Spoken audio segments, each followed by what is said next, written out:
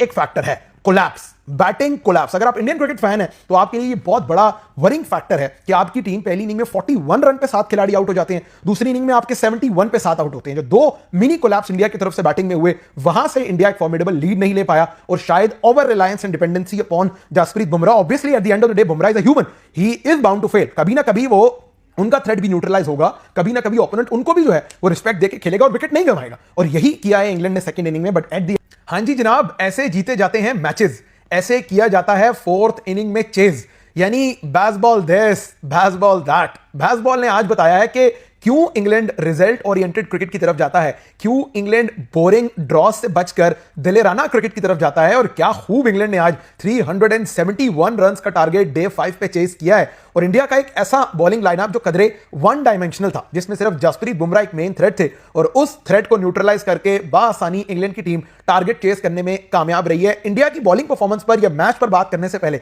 सबसे ज्यादा जरूरी है इंग्लैंड की अप्रोच और बेसबॉल पर बात करना। देखें, इंग्लैंड ने कम से कम अब से 4 साल पहले या 3 साल पहले बेसबॉल फॉर्मूले पर काम करना शुरू किया, रिजल्ट ओरिएंटेड क्रिकेट खेलना शुरू की, और आपको यह जानकर हैरत होगी कि इंग्लैंड की टेस्ट क्रिकेट हिस्ट्री जो कि तकरीबन 1870 से स्टार्ट होती है, उस 1870 से लेकर अब तक इंग्लैंड ने जो टॉप 10 रन चेज किए हैं इन टेस्ट मैचेस, उन 10 में से 4 रन चेजेस बेसबॉल के एरा में आए हैं। यानी वो 4 रन चेजेस इंग्लैंड की अटैकिंग क्रिकेट की वजह से आए हैं। और जेफरी वाइकआउट ने शायद कहा था कि आप क्या इतनी कोचिंग करते हैं और क्या आप अपने प्लेयर्स को कोचिंग में फंसा के रखते हैं कि वो अपनी नेचुरल गेम नहीं खेलते। और जब से इंग्लैंड के प्लेयर्स अपनी नेचुरल गेम खेलना शुरू हुए हैं, कोई टीम भी टेस्ट क्रिकेट में उनके करीब आता नहीं दिखाई दे रही, खास तौर पे जब वो ज्यादातर क्रिकेट अपनी घर में खेलते हैं। खैर, आज के दिन की बात करें तो लगभग 90 ओवर में 350 रन चेस करने थे इंग्लैंड की टीम ने। बट आपको ना बेसबॉल को समझने की जरूरत है। हम अक्सर बेसबॉल को एसोसिएट करते हैं मार धाड़ की क्रिकेट से, जिधर गेंद मिली छक्का मार रहे हैं, ऐसा नहीं है। बेसबॉल ये है कि एक तरफ 170 बॉल्स पर 150 कर रहे हैं बेन डकेट, तो दूसरी तरफ 50 के 40 के स्ट्राइक रेट से जैक क्रॉली खेल रहे हैं,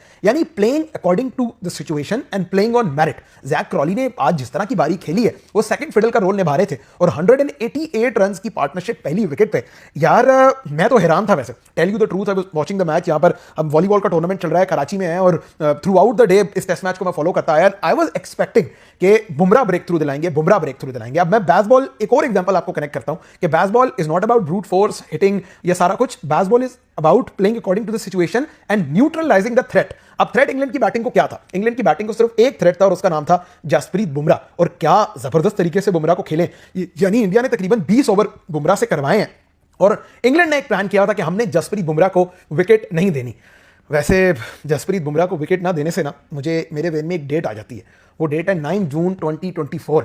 काश मोहम्मद रिजवान के ज़हन में भी वैसे अगर ये होता न्यूयॉर्क में बैटिंग करते हुए, जब 36 बॉल्स पे 40 चाहिए था, कि मैंने जसप्रीत बुमराह को विकेट नहीं देनी, तो शायद हम इंडिया को T20 वर्ल्ड कप में हरा देते। खैर, ये मेरे वेन की इस्तलाह है, मैं सोचता सोचता कहीं और निकल जाता हूं, और अभी भी निकल गया। बट इंग्लैंड इस स्ट्रैटेजी पर आया कि उन्होंने विकेट नहीं देनी जसप्रीत बुमराह को, और उस स्ट्रैटेजी में वो कामयाब रहे, और उन्होंने वीक लिंक को टारगेट किया। वीक लिंक थे कृष्णा और शर्दुल ठाकुर, दोनों ने जहां जहां खराब गेंदें की, इंग्लैंड ने उसका भरपूर फायदा उठाया। वो 150 रन की बारी बेन डकेट ने खेली। इसी तरह के जो है ना वो कोई रना बॉल की इनिंग्स हमने बेन स्टोक्स की देखी, अगरचे जल्दी आउट किया हैरी ओली पॉप को, जो है वो 2 बाउंड्री लगाने के बाद आउट किया। उसके बाद हैरी ब्रूक्स पहली बॉल पे आउट हुए, और उस टाइम पर ऐसा लग रहा था कि जब 2 बॉल पे 2 विकेट गिरे, तो मुझे सर्टनली इस तरह की फीलिंग आई कि यार शायद मैच जो है वो टर्न हो सकता है इंडिया के फेवर में। बट अगेन, बड़ी टीम्स यही करती हैं। स्टोक्स ने जिस तरह खेला, रूट ने जिस तरह की बारी की, नीचे से आके फिनिश किया, तो ये इंग्लैंड के हक में ये चीज गई है, the way they have transformed into a side, कि वो अब अनबीटन है एटलीस्ट टेस्ट में, जब वो 4th इनिंग में चेस करने पे जाते हैं।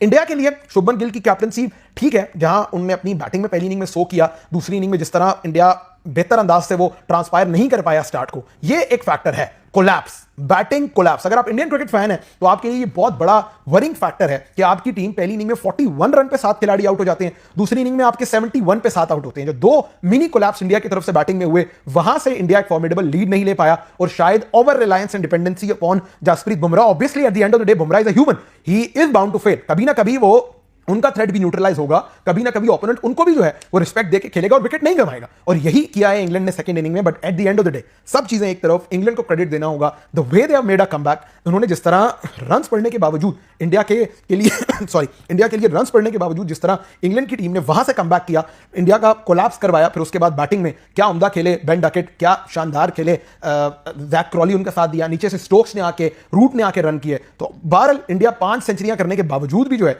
वो डाउन एंड आउट दिखाई दिया इंडिया की टीम। बट दूसरे टेस्ट मैच में बहुत कुछ इंडिया को बदलना होगा, बॉलिंग में बहुत ज्यादा बेहतरी इंडिया से एक्सपेक्टेड है फॉर द सेकंड टेस्ट।